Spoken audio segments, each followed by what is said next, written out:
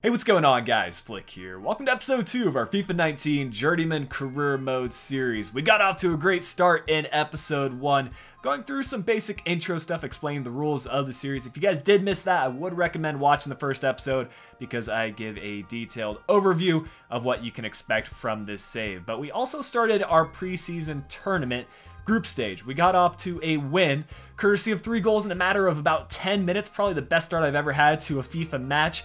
So we're looking to continue that form here in episode 2, along with adding a few of your transfer suggestions to the shortlist, possibly making some signings. But before we get into any gameplay or transfer related business, I do want to talk about a few comments that stuck out to me from episode 1, the first being from Sparring DK. And he basically said I should consider doing international management because it's something that he does in his own Journeyman Career Mode save, and I think it would be a good addition to this career mode. So once I get a few interesting offers, I'd ideally like to go to the United States.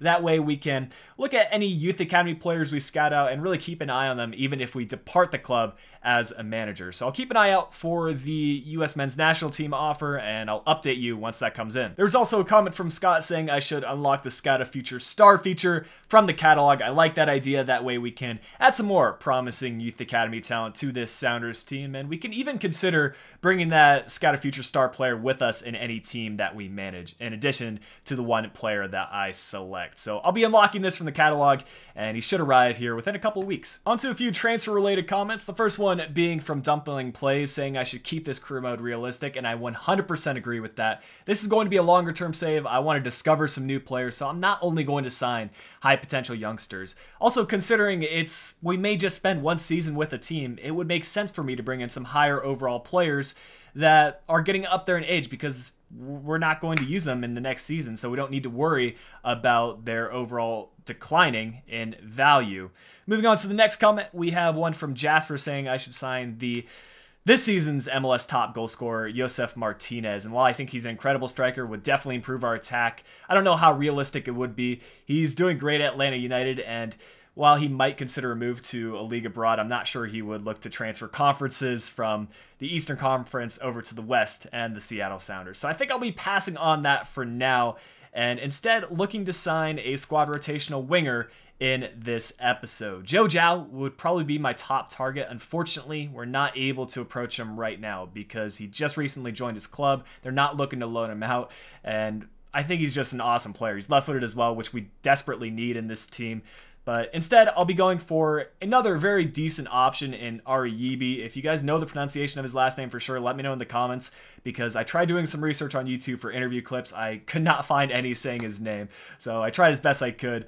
But he looks like a good player. 3-star skill moves, a 5-star weak foot, so even though he's right-footed, we can definitely still play him on the left, allowing him to cut inside and finesse to the far post, because he can use both of his feet, and I think he's going to have a similar value to Joe Zhao, probably around the 1 million mark. So although we don't have a full estimation of him right now, I'm still going to approach him to try to improve this side going into the remainder of our preseason tournament matches. So for the transfer fee, I'm going to start with 1 million. I think that's a fair evaluation of what he's worth, and we'll see what Nottingham Forest have to say about that.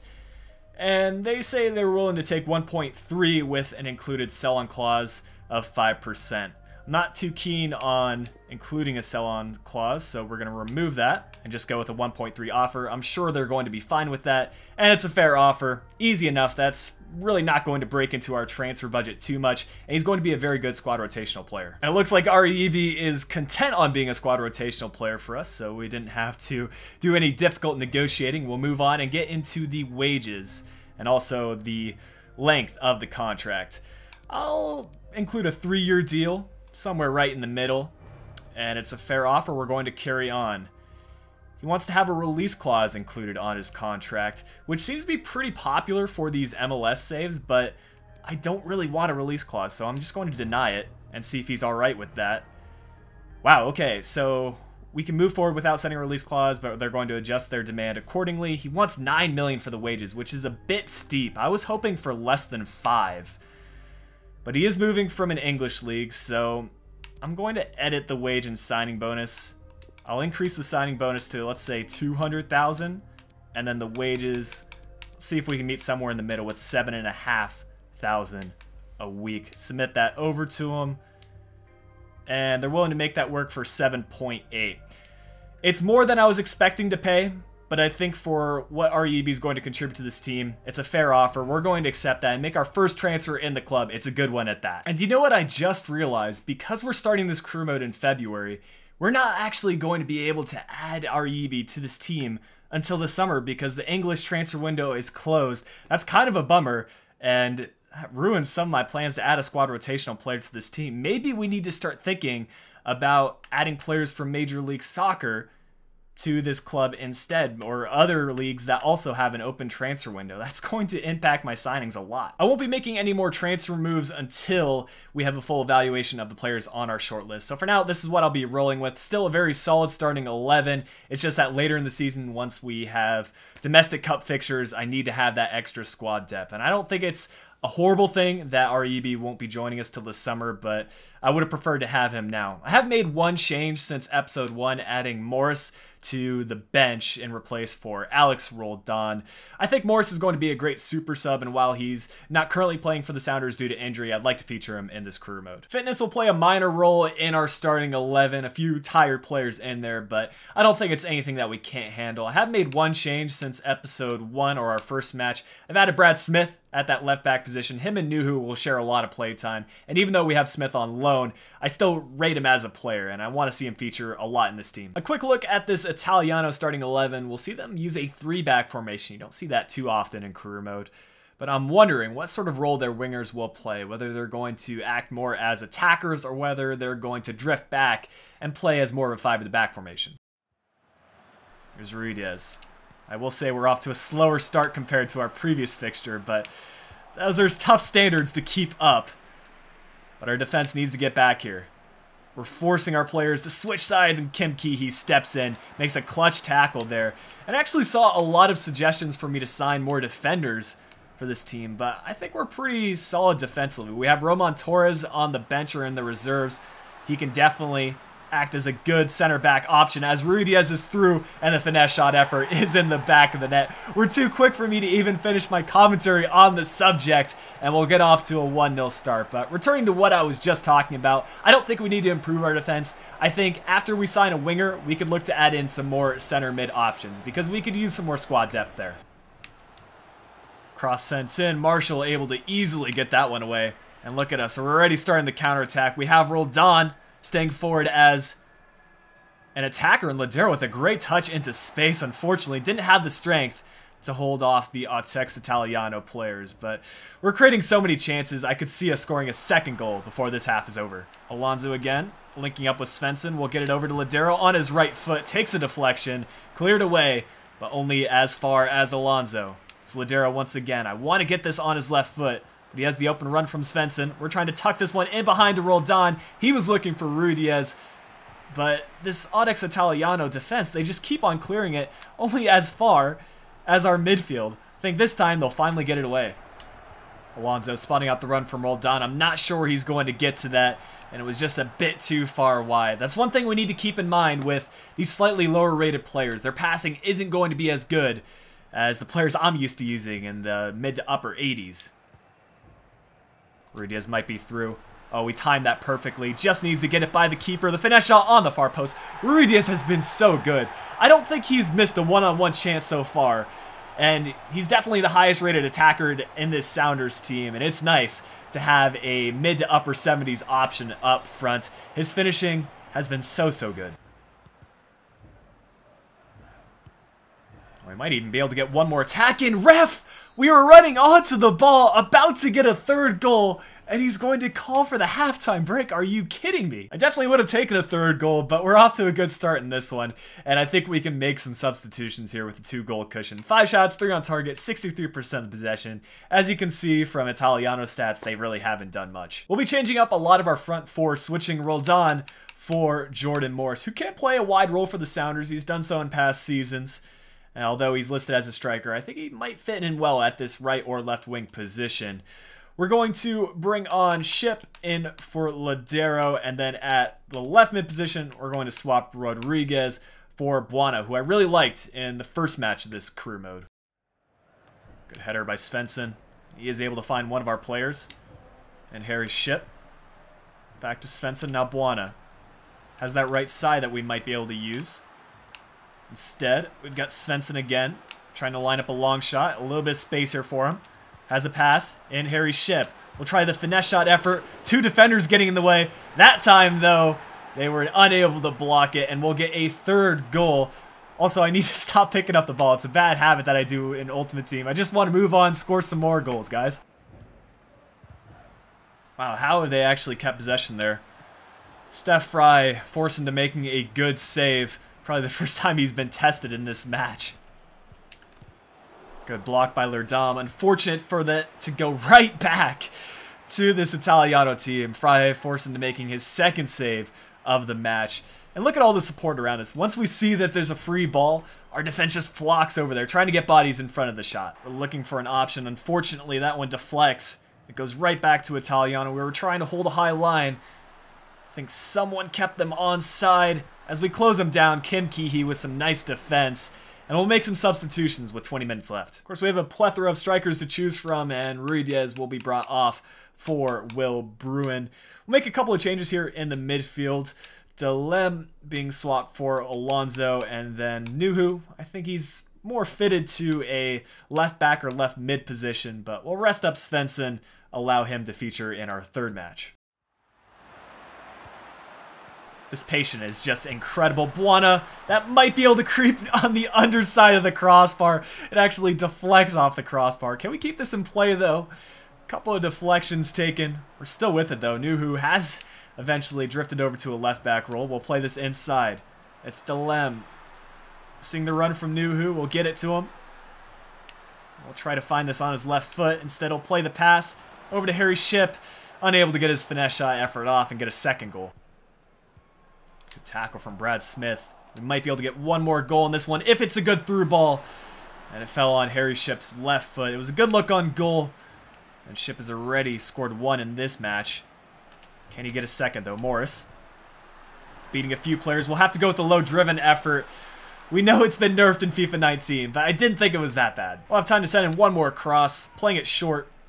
And we'll see what Brad Smith can do on his left foot. A few players rising up. Kim Ki-hee's header goes just wide, but a resounding 3-0 result. We're looking very good in the preseason, and obviously this 4-2-3-1 formation is working. Here are the match stats for this one. A lot of good numbers, but one area that we do need to improve on is how clinical we are with our chances. We only had 7 of our 15 shots go on target. That's less than 50%, so obviously we need to improve in that area. But in terms of man-of-the-match performances, it goes to Gustav Svensson in this one with a 9.4 rating. I want to incorporate a lot of interaction with you guys to this series, and the first poll question that I'll be posing in this save is what you think we should do with release clause contracts, or contracts that include release clauses.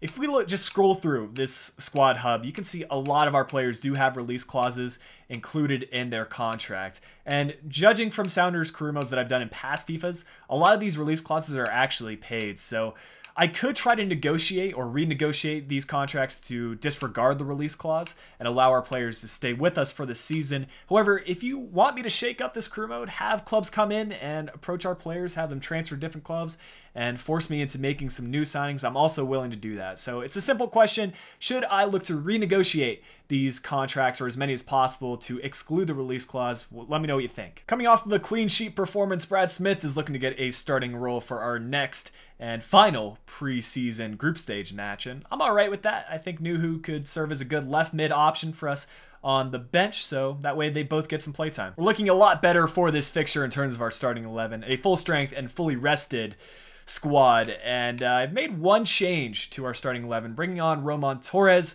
for Kim Ki-hee. I'm pretty much fine with starting any of those 3 center backs. I think they're all going to get a decent amount of playtime. It's just a matter of which of those players fit my playstyle the best. And so far, Marshall and Ki-hee have been doing a good job. I want to give Torres a chance, though. Unfortunately, I forgot to include Brad Smith as our starting left back, but he is featuring on the bench, so he will get some playtime in this fixture. I'll probably swap him and Nuhu and then push Nuhu up to a left mid role like I originally planned to do. But here is our opponent's starting 11. Looks like they're using the exact same formation as us. I could use a challenge here. We have pretty much breezed through our first 2 matches, and I want a real test to see how this squad stacks up. Good move by Ladero. He's going to try to slip through. Rodriguez, he gets taken down inside the box. Necaxa already forcing a penalty kick. That is not the start they wanted, but is a dream start for us. The question is, who is going to step up to take this? Is it going to be our captain, Osvaldo Alonso, or our highest goal scorer, Ruidiaz? Right now we have Rodriguez on, but I think Ruidiaz has to take this. He might not have the best penalty kick stats, but he's the one scoring goals. And we're going to try to put this one off to the right. We'll see how the keeper does guess, and that's a perfectly placed penalty. That's why I put Ruidiaz on it. We're just passing Necaxa to pieces, and if we found that through ball to Ladero, that would have been a second goal. I'm confident Ladero can put those chances away. We still have an opportunity to score, though. As Ladero picks up the ball. A couple of nice skill moves. Looking for the pass inside to Gustav Svensson. Good control. A easily slotted away finish. And we just need more of a challenge. We're playing on ultimate difficulty. Compared to my Crystal Palace save, this has been a breeze. To be fair, though, I also started off really strong in my Palace career mode, and then eventually the difficulty started to catch up with me. But just judging by how things are going right now, as I concede, we're able to dominate these matches. I'm hoping once we start playing some MLS teams, nothing against Liga MX teams, but once we start playing teams in our league, we will start having more competition. Ruidiaz going to line up a finesse shot. It's well timed, and I think it took a deflection. Otherwise, it would have been on target. We do have a corner kick out of it. Rodriguez descended in on his right foot. Roman Torres, an open volley attempt. You don't see that too often. I would have expected him to use his head, but instead it's well placed, and a great finish from Torres. Just a few minutes into his debut for the Sounders in this career mode, he's going to put away a really nice goal. Probably the best one that we've scored so far. Oh, ref, let us play on. We had an opportunity to go through on goal once again. I guess as long as he issues a yellow card, I'll take it, but we'll try to do something from this free kick. Do a little tactic I like to do. And it's Chad Marshall to make the run. Not exactly the player I was expecting, but the deflection ends up working out in our favor, able to test the keeper. We win another corner kick. Can we score from this one? Rodriguez trying to do a ball roll by the defender. He's not taking any chances, just clears it away.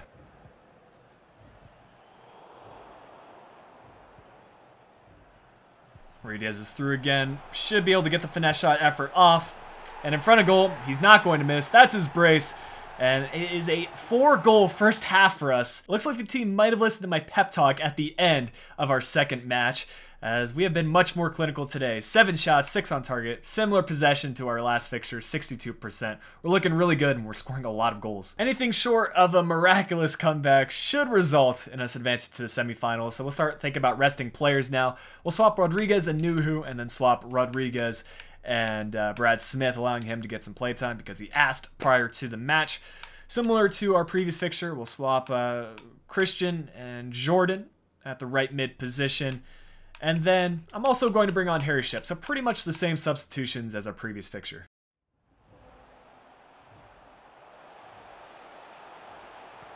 Dude, that is such a nice play. Unfortunately, the final pass didn't quite work out. Otherwise, that would have been some great team play. And those are the goals that I love to score in FIFA. Oh, that's a misplaced pass, and that might lead to a counter. Roman Torres forced to go and drift wide.